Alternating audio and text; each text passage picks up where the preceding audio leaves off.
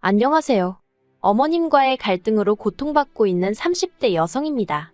남편하고는 아무 문제 없이 잘 지내고 있었는데 시어머니의 억지 때문에 죄 없는 남편까지 꼴도 보기 싫으네요. 아니, 하긴 남편이 중간에서 얼마나 제 역할을 못했으면 어머님이 저한테 그런 요구를 하실 생각을 다 하셨겠어요. 다시 생각해보니까 결국 어머님도 문제지만 남편이 제일 큰 문제가 맞는 것 같네요. 일단 저에 대해서 먼저 이야기를 좀 하자면 저는 대학교를 졸업하자마자 공무원 시험을 봤어요. 지금이야 공무원이란 직업이 인기가 시들해졌지만 그때는 그래도 정년까지 보장되고 장점이 많은 일자리로 여겨졌거든요. 그래서 저는 1년여간의 수험 생활 끝에 7급 공무원에 합격하였고 이후로 지금의 직장으로 이직하기 전까지 오로지 일만 하며 시간을 보냈습니다. 하지만 다른 동료들에 비해 제가 어리다 보니 솔직히 버티기가 쉽지 않았습니다. 다른 기관들은 어땠는지 그리고 지금은 또 어떻게 달라졌는지 모르겠지만 제가 다니던 곳은 텃세도 심했거든요. 제가 9급부터 차근차근 올라온 게 아니라 한 번에 7급에 합격해서 발령을 받아왔다는 사실 하나만으로 저를 미워하는 분들도 계셨습니다. 자격지심아니냐 공주병 아니냐 하실 수도 있지만 사내 정치질을 겪어보지 않은 사람은 절대로 그때 제가 느낀 비참함을 이해하지 못할 거예요. 아무튼 저는 결국 6년 동안 마음의 상처만 입은 것이 아니라 스트레스로 인해 탈모까지 겪게 되었고 더는 못 버티겠더라고요. 그래서 아는 선배의 소개로 지금의 직장으로 이직을 하게 되었습니다. 솔직히 공무원직이 박봉이긴 했어도 여러 가지 장점이 많은 일자리였기에 그 자리를 제 발로 걷어차고 나온다는 사실이 인정하기 쉽지 않았어요. 하지만 저부터 살고 봐야겠다 싶어서 아쉬워하는 친정부모님께도 죄송한 마음이 컸지만 나름 특단의 결정을 내렸네요. 그리고 이직한 회사에서 지금의 남편을 만나게 되었습니다. 정확히 말하자면 남편과 제가 같은 회사를 다닌 것은 아니고 남편은 제가 이직한 회사의 거래처 직원이었어요. 처음에는 일적으로 엮였고 워낙 이전 직장에서 사람들한테 크게 대었던지라 솔직히 저는 사적인 이야기는 조금도 나눌 생각이 없었거든요. 그런데 남편은 처음부터 제가 여자로 보였다면서 이리저리 열심히 들이대더라고요. 그렇게 한 1년을 밀당 아닌 밀당을 하다가 결국 죽은 사람 소원도 들어준다는데 산 사람 소원 한번 들어주자는 마음으로 데이트를 하게 되었습니다. 그리고 그 데이트를 계기로 저희는 급속도로 가까워져 연애를 시작했고요. 1년도 되지 않는 짧은 만남 끝에 바로 결혼까지 약속하게 되었지요. 하지만 이제 와서 말이지만 제가 결혼을 결심한 건 시부모님이 정말 좋은 분들이라고 생각했기 때문이에요. 솔직히 남편 하나만 놓고 말하자면 저도 좋아서 한 연애였지만 조건이 좋은 건 아니었거든요.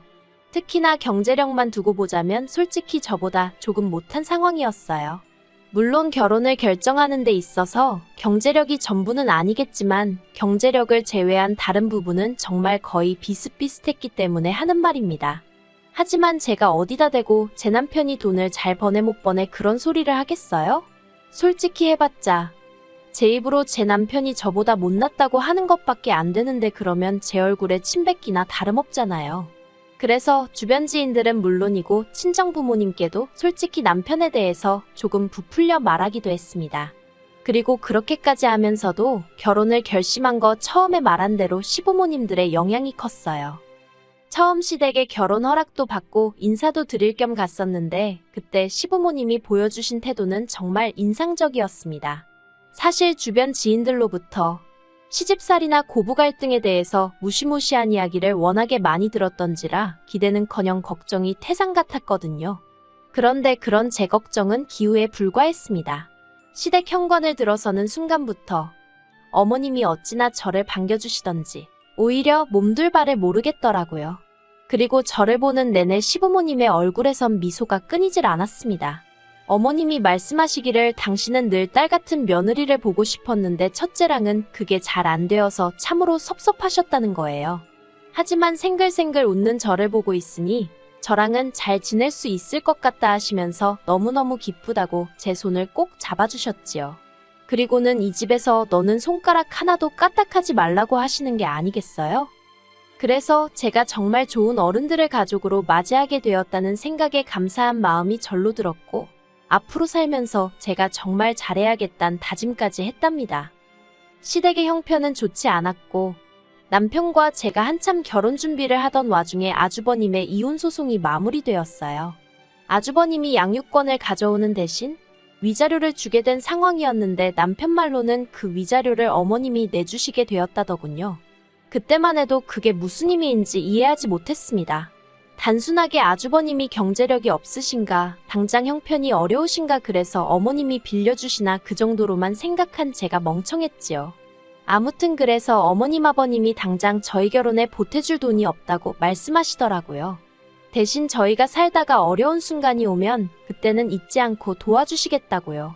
그래서 알겠다 했습니다. 솔직히 저도 사람인데 전혀 기대가 없던 건 아니었거든요. 그렇다 보니 아무런 지원도 없을 거란 말에 실망을 하긴 했어요.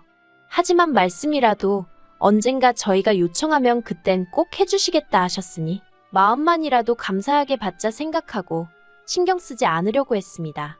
그리고 다행히 친정어머니가 노후 대비로 가지고 계시던 오피스텔을 일단 저희가 집을 살 때까진 들어와서 살 수 있게 내주셨거든요. 오피스텔이긴 해도 방이 2개라서 둘이 사는데 어려움은 전혀 없어 보였고요. 그래서 감사한 마음으로 거기서 신혼살림을 시작했지요. 하지만 사람이 어떻게 그렇게 순식간에 달라질 수가 있는 건지 지인들이 말해준 여러 가지 시집살이가 제가 신혼여행을 다녀온 직후부터 하나씩 시작되더라고요.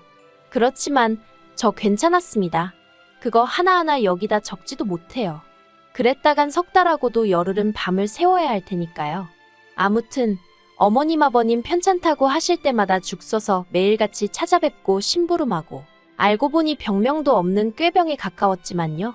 그리고 이틀에 한 번씩 용건이 있건 없건 안부 전화드리고 어머님 아버님 생신상 차려드리고 이런 건 며느리라면 응당해야 하는 도리라고 생각했고 처음부터 어머님 아버님께는 잘하겠단 마음으로 결혼을 했기에 제 예상보다 더 고되고 더 어려웠어도 불만 같은 건 갖지 않으려고 했어요. 오히려 제 자신을 탓하는 날도 있었고요. 그런데 작년 12월 어머님 아버님 며느리 되고 처음 맞는 제 생일이었거든요. 그런데 두 분 다 축하한다는 말 한마디도 안 해주시더라고요.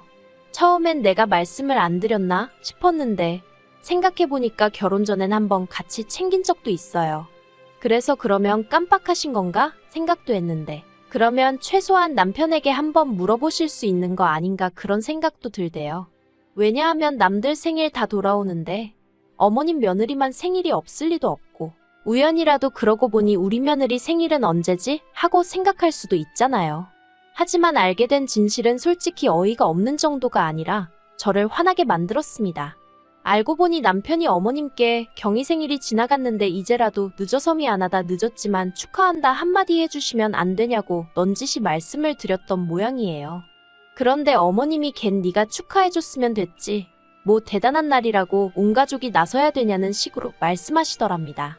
그리고 솔직히 제 남편도 바보인 건지 그런 얘기는 안 전하면 그만이잖아요. 그런데 남편은 남편대로 속상하다고 그 이야기를 저한테 전하더라니까요. 아무튼 그러다 지난 3월 어머님하고 통화 중이었는데 갑자기 어머님이 맞다 하시더니 저더러 이달에 당신 큰아들 그러니까 아주버님 생일인 거 기억하지? 그러시더라고요. 그래서 네 알아요 했더니 당신이 미역 사서 택배로 보낼 테니 저더러 집에 불러서 좀 끓여주랍니다. 생각지도 못한 상황에 황당해서 제가요 하고는 되물었습니다. 사실 말이 나왔으니 말인데 결혼하고 한동안은 어머님이 뭐든 말씀하시면 되묻고 그러지 않고 제가 할 수 있으면 웬만하면 다 해드렸어요. 잘해드리고 싶었고 예쁨 받고 싶었으니까요. 그런데 제 생일 때 어머님이 하신 말씀을 전해 듣고는 솔직히 저도 사람이라 실망이 이만저만이 아니었거든요. 그리고 그 덕에 정신을 차렸다고 해야 할지. 그래서 그때 이후로는 저도 말이 안 된다 너무 심하다 싶을 때면 제가요 하고 되묻기 시작했어요.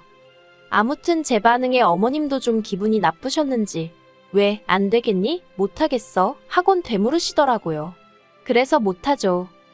저 출근도 해야 하고 요새 주말엔 너무 피곤해서요. 그리고 아주버님 생일상을 왜 제가 차려요? 어머님이 차려주시면 안 돼요 하고 덧붙였습니다. 그랬더니 어머님도 혀만 차시더니 일단 알았다 하고는 먼저 전화를 딱 끊어버리시더라고요. 솔직히 며느리란 입장 때문에 그런 어머님의 반응이 마음에 걸렸고 찝찝했지만 그렇다고 다시 어머님 기분 풀어드리자고 눈치 보기도 싫고 그래서 모른 채 하고 있었습니다. 그런데 어머님이 또 한 번 선을 넘으셨습니다. 지난 어버이날에 남편과 함께 시댁을 찾았거든요. 그런데 어머님이 5월에 아주버님 아들 그러니까 시조카 생일이 있다면서 저더러 그의 생일은 어떻게 할 거냐고 물어보시더라고요. 저는 선물을 뭘 할 거냐고 물어보시는 건가 해서 책가방이나 운동화 사주려고요 하고 대답을 했습니다. 그랬더니 어머님이 그건 기본이고 생일상은 어떻게 할 거냐 하고 물으시는 거예요. 솔직히 그때 제 속마음은 생일상 타령을 또 하시는 건가 싶어서 어이가 없었습니다. 하지만 차마 그렇게 말은 못하니 생일상을 뭘 어떻게 해요 하고 되물었지요. 그랬더니 너는 말귀를 못 알아듣는 거니 아니면 알아들으면서 모른 척하는 거니 하시더니 처음엔 싹싹하니 수더분한 줄 알았는데 볼수록 아주 미운 짓만 골라 한다면서 저더러 생일상을 차려주래요. 그래서 지난번과 마찬가지로 직장을 핑계 삼아 못한다고 했지요. 그랬더니 어머님이 저더러 너는 툭하면 직장 핑계라면서 직장 다니는 걸로 유세 부릴 거면 때려치고 이 집안에 식구로 들어왔으면 식구된 도리를 하라나요. 솔직히 어머님이 차라리 부탁을 하셨으면 제가 마음을 좋게 먹고 그래 한번 챙겨주자 했을지도 몰라요. 하지만 식구 어쩌고 하시니까 짧다면 짧은 결혼 생활 동안 제가 당한 취급이랄지 대접이랄지 주마등처럼 스치면서 빈정이 확상하더라고요. 그래서 어머님도 이상하시다고 애 부모가 죽은 것도 아니고 다 멀쩡히 살아있는데 왜 제가 생일상을 차려야 하냐 따졌습니다. 그리고 설령 애 부모가 죽었어도 그러면 조부모님이신 어머님 아버님 멀쩡하신데 왜 저한테 그러시냐고요. 그리고는 식구된 돌이 운운하시기 전에 어머님은 저를 한 식구로 대해주신 게 맞냐고 물었습니다.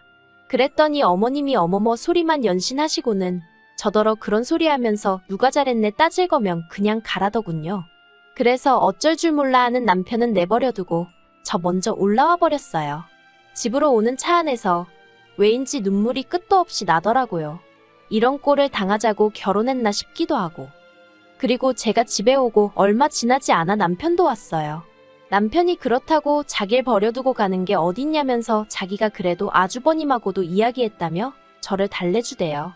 일단 생일상 이야기는 아주버님은 전혀 모르는 이야기라면서 어머님이 왜 그런 이야기를 하신 건지 모르겠다고 어쨌든 저한테 미안하다며 마음 풀라고 하더랍니다.